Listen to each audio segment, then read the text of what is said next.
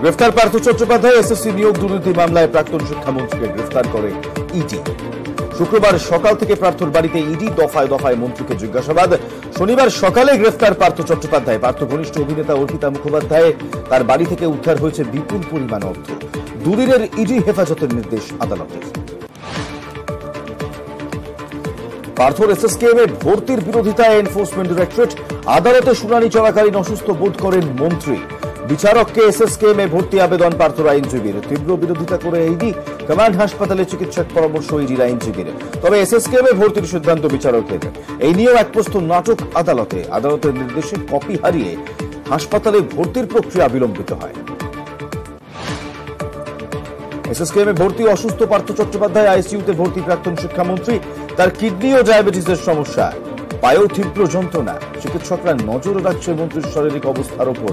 ICU এর বাইরে মোতায়েন কেন্দ্রীয় বাহিনী।